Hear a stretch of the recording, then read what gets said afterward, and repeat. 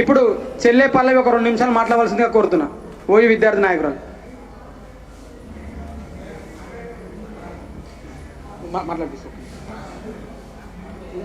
మాట్లాడి తెలుసు కదా, నేను మాట్లాడిస్తాను ఒక 2 నిమిషాలు.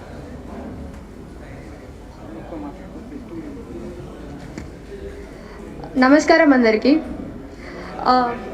Go back Marwadi. సో నేను సోషల్ మీడియాలో చేస్తాను, నాకు ఒకరిని కమెంట్ చేసిండు గో బ్యాక్ మార్వాడి పైన మాట్లాడమని చెప్పేసి. సో నాకున్న చిన్న అండర్స్టాండింగ్ ప్రకారం మార్క్సిస్ట్ పాయింట్ ఆఫ్ వ్యూలో క్యాపిటలిస్టిక్ గేమ్ అని చెప్పేసిన.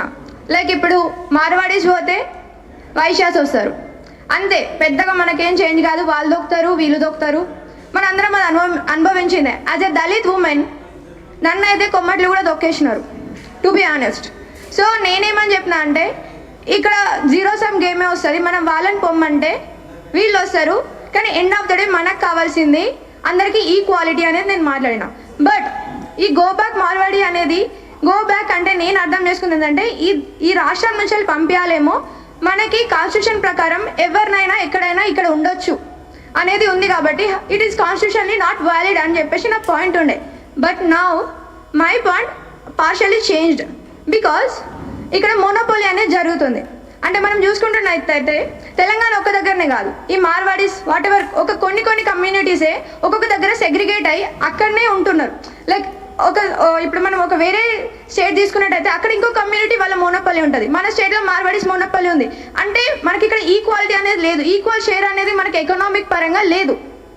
సో మనకి ఎకనామికల్లో ఈక్వాలిటీ అనేది లేదు ఎక్కడ కూడా. ఏదో ఒక కమ్యూనిటీ అంటే ద డామినెంట్ క్యాస్ట్, మీరు అంటే ఆమె sociology student, the dominant caste అనేది అక్కడ డామినేట్ అవుతుంది. So we are not fighting for the Marwadi ఒక్కరి కోసమే కాదు, the dominant caste who takes our resources or what మన మనీ కావచ్చు, మన డిగ్నిటీ కావచ్చు, మనల్ని అలా అంత డామినెంట్ అయినాక మనల్ని చిన్న చూపు చూడడం కావచ్చు, దాన్ని మనం గో బ్యాక్ అంటున్నాం. నాట్ ఓన్లీ మార్వాడి, ఇక్కడ ఎవరైనా డామినెంట్ కాస్ట్ వాళ్ళని మనం అంటున్నాం. And we fight for until every one get equal share, equity వచ్చే వరకు ఫైట్ చేస్తూనే ఉంటాం. ఇది మార్వాడి ఒకరిపైనే కాదు, మార్వాడి పోయిన తర్వాత ఎవరు వచ్చినా వాళ్ళ పైన ఇదే జరుగుతుంది.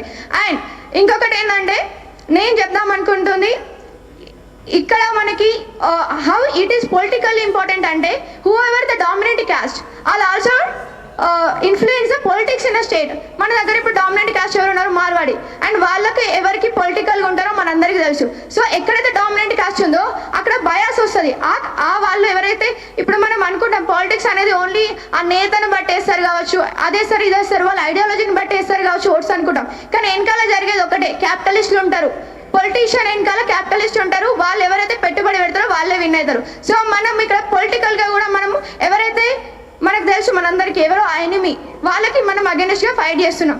And I'm not giving the names because I don't want to be political or don't want to be biased. But మనందరికీ తెలిసి ఇక్కడ కూర్చున్న వాళ్ళందరికీ మనం ఎవరికి అగెన్స్ట్గా మాట్లాడుతున్నాం అని చెప్పేసి. సో డామినెంట్ కాస్ట్ అనేది ఎక్కడ ఉండద్దు, ఇక్కడ ఒక్కరి దగ్గర పవర్ అనేది అక్యుములేట్ అయితే అందరు ఇలానే పోరాడతాం. అండ్ ఇదొకటే చెప్తున్నా, గో బ్యాక్ మార్వాడి తర్వాత కూడా ఇంకా వేరే ఎవరు వచ్చినా, డామినెంట్ కాస్ట్ ఏది వచ్చినా కూడా ఈక్వాలిటీ లేనంత వరకు, ఈక్విటీ లేనంత వరకు మేము దీని గురించి ఫైట్ చేస్తూనే ఉంటాం. Thank you one and all.